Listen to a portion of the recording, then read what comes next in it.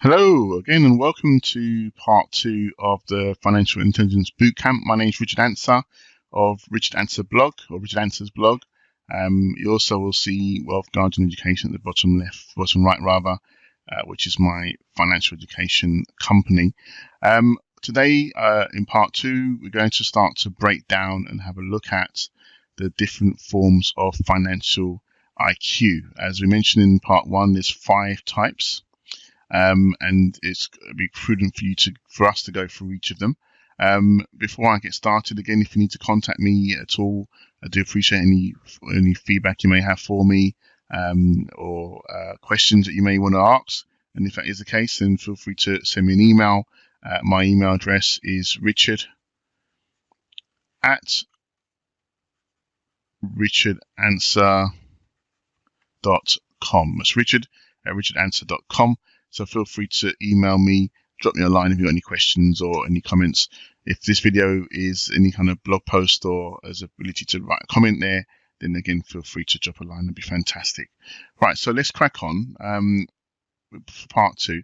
As I mentioned before, I want to break down now the individual financial IQs or intelligence quotient, effectively as a recap, how to measure financial intelligence. And we said that my financial intelligence is the ability to solve money problems, to break it down in the simplest terms.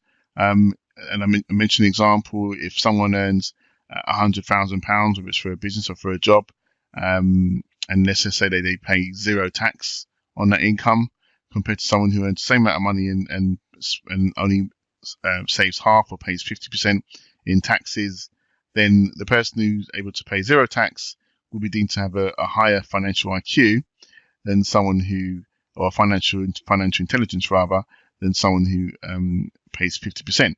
But it's good to be able to measure that in a lot more detail. And we mentioned that in breaking that down, financial intelligence, in the ability to actually measure to solve financial problems, we can break it down in 5 ways. Number 1 is the ability to make money. Number 2 is the ability to manage money. Number 3, your ability to leverage or budget money. First of all, sorry. Number 4 will be to leverage money. Number 5 will be your ability to access financial information. So today, in part 2, which is this recording, we're going to look at the ability to make money. And the agenda for today, just so you have an idea, we're going to obviously break down financial IQ number 1 in more detail, look at the common problems or identifiers of not being able to make money, or why it's happening. Then there's more to life than just a job, and I'll explain that when we get to that section, so don't be offended anyway. Look at goals and dreams. And part 5 is the solution, and then number 6 is the process. Okay. And I'll put here adding value, which I'll allude to a lot more as we get closer to that section. So moving swiftly on, what is financial IQ number 1? And I'll just write it down again. You find that I tend to repeat myself. I'm very much big on teaching, and more importantly for you to learn. So you do find me repeat. It's not that I don't know what I'm saying. It's just that I repeat myself so you can learn. All right. So as I said before, it's the ability to make money, and this is really important. And the reason why I say that, because it's not really, either it's frowned upon, or only a few people talk about it, or make it a big deal. However, and excuse the crudeness of this statement I'm going to make, but there's 2 things in life that we all need, or what everyone wants and doesn't have enough of. Yeah, the first one is sex, and the other one is money. All right, and the ability to make money is really, really important. Not everyone wants to be rich, and that's fine. But I do believe everyone has the responsibility to be financially free. I think everyone has the responsibility to do what they want when they want, without having to ask money, without having to look at your bank account as to what you can do when you can do it. If you want to go on holiday, or bless your family, treat your children to things that they need, why do you have to ask your bank balance how much can I afford it today? Because you don't have enough money to make to do what you want to do. It's very much, I'm sure, you'd appreciate it, that living life without having to contemplate about money first will be a lot better for you. Am I right? Yeah. So most people who, especially if you're struggling with debt issues, it's not a debt issue you have. Most people have a lack of money issue, hence they get themselves into debt, trying to borrow, robbing Peter to pay Paul, because they lack a skill, which is the ability to make more money. And if you are in a job, then it's only going to pay you a limited amount, because there's only 24 hours in a day. So whether you're on a wage or whether you're on a salary, then there's only a certain amount you can make. And even if you are making £100,000 a year or £250,000 a year, then your life is stuck within that job. So where is your time freedom? So I'm not putting jobs down, because we need it. At the end of the day, it's paying the bills. It's getting us through from month to month. And essentially, if you're going to break out to become financially independent, you still need to have some stability each and every month until you get to where you need to be. So let's not knock jobs. Jobs are essential. And let's face it, not everyone's wired to start a business anyway. And there's many ways you can become financially free within the job scenario, if you make yourself invaluable to an employer, which we'll come across and talk about a little bit later on. So the skill of being able to make money is vitally important, and I can't emphasize that enough. All right. So the common problems that I find, I've already probably mentioned them, so apologies if I'm repeating myself, is that we don't have enough money, as I mentioned before. Okay. Normally there's debt issues. Not all the time, because some people make a lot of money, but it's not that they don't have to make it. It's number two, they don't know how to manage it. So it's not always about not having enough money. Sometimes it's not how to manage our money properly, which we'll come across, because in financial IQ number 2, with your ability to manage money, the skill is, it's not what you make, it's what you keep. All right. So, but we're going to focus purely on the making money side of it at the moment. Also, we face financial challenges a lot more. And because we face a lot more financial challenges, don't have enough money, we need to know how to solve the problem. Okay. And effectively, it's how to raise money quickly. Most people, all they do is go and borrow. All right. Whether it's from an overdraft or payday loans or borrow from a mate or whatever it may be. But that's the first thing that most people come in their minds to solve a financial shortfall initially, as opposed to how can I make more? How can I produce more in my life to solve this particular challenge? All right. So these are the kind of common problems that we find. Some people have to, have second jobs just to live one life. So you got no time freedom at all. If you don't have time freedom, what's the point? Do you understand? It doesn't make any sense. There's also, situations where, if you want to make more money, how do you make more money? Okay, so we'll look at different ways of how you can make more money. Ideally, if you can have a second income, to do it via a business as opposed to a second job, only because of leverage. Okay, when you can leverage your time, so do the same in 2 hours that you could do in a whole day, for example, and still make the same money. That's leverage. Then how do you do that? And ideally, you'd be running a business or starting a business or operating in some kind of business where you're offering value to somebody else in exchange for more money. All right. So those are the common problems or identifiers normally that I find when speaking to people. Not enough time, not enough money, debt issues, challenges financially, and they don't know how to solve it. So they get themselves into financial problems, i.e. through debt. Okay. Here I've said there's more to life than just a job, which, ideally you want to get to the point where you're an employer, you're running a business. And I'm not talking about self-employment, okay?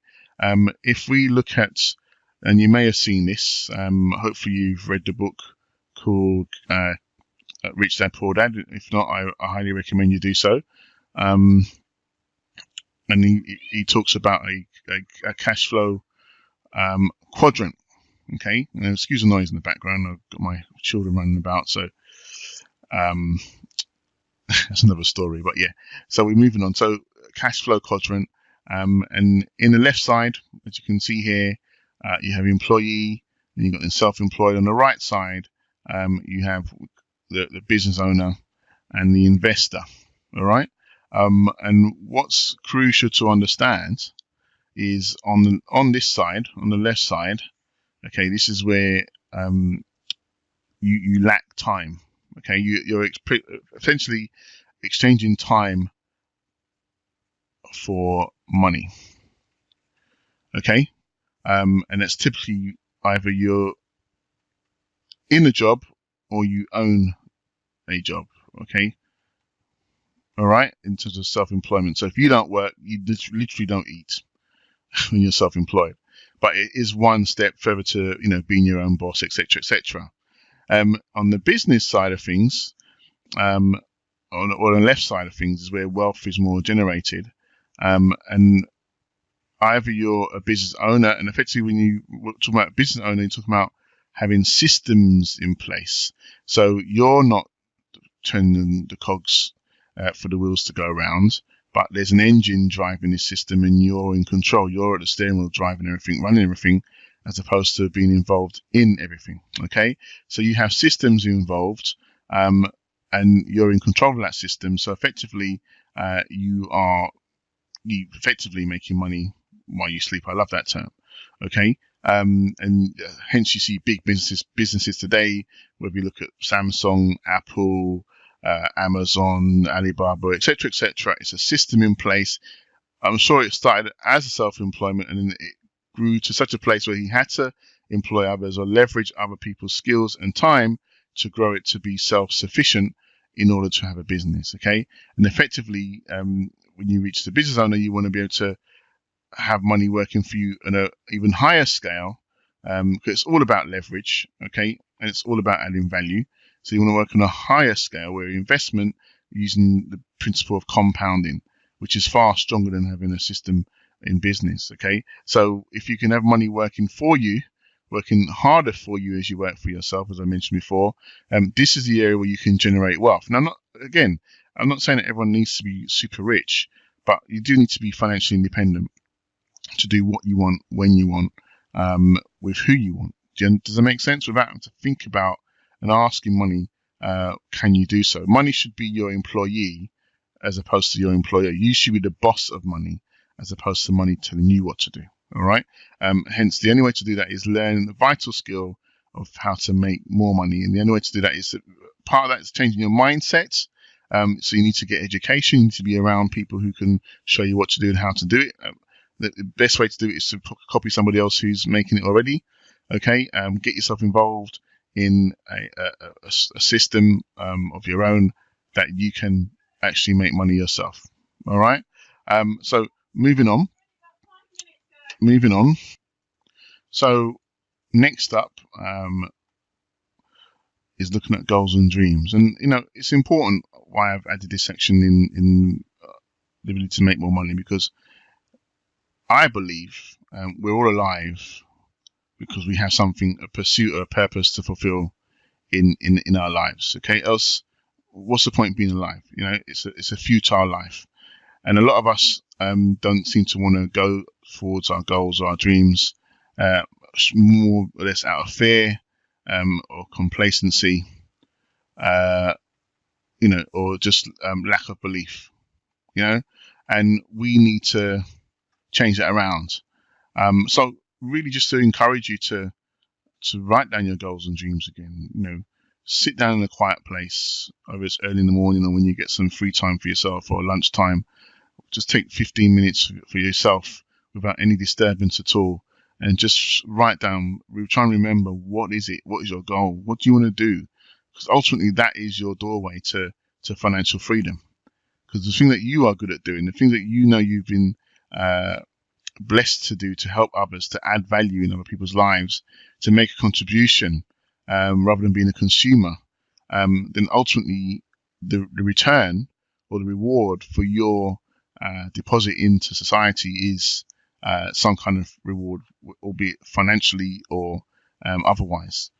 Even if you're not looking to make money, most people who look to bless other people tend to be okay financially themselves without them wanting to, or having any control over that, because people naturally want to bless others who bless them. So just to encourage you not to get into this too much, but it is important in terms of you pursuing your goals and your dreams. Okay. And as I said before, I've already mentioned it, but just as a recap and to kind of wind down now, because we are running up in time. The solution, is learn the skill, okay, to make more money. Now that could be, as I said before, a business opportunity. There's so many out there. Okay, look for something that you could do. All right. I'm involved in an opportunity where I can help people financially, okay, to change their lives, and that's a blessing. Yeah. But that may not interest you. You may be interested in makeup, or maybe interested in running your own bricks and mortar business or online marketing, whatever it may be. I don't know.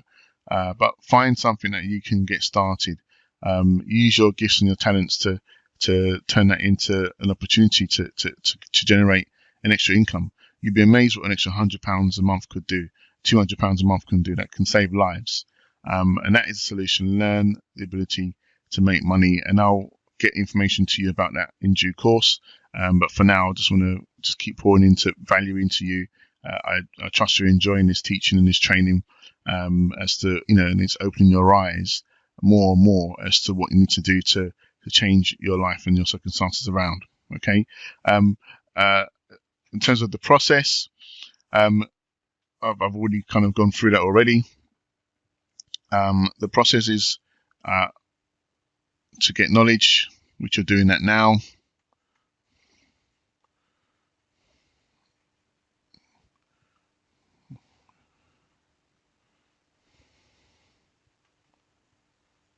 Okay.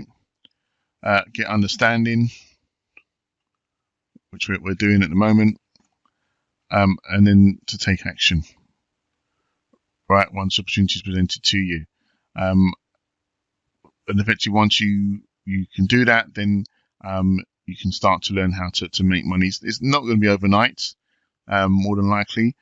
Ultimately, you have to generate your skills, because if you're watching this now and you're the person who wants to have extra money in your life but don't have it right now, more than likely because we're lacking a skill to have the information, or to have the lifestyle that we're looking to live now. Yeah, else you'd be doing it already. Okay. Or in most of the time, if you lack confidence in doing something because you don't know how to do it, which means you're lacking the skill to do it.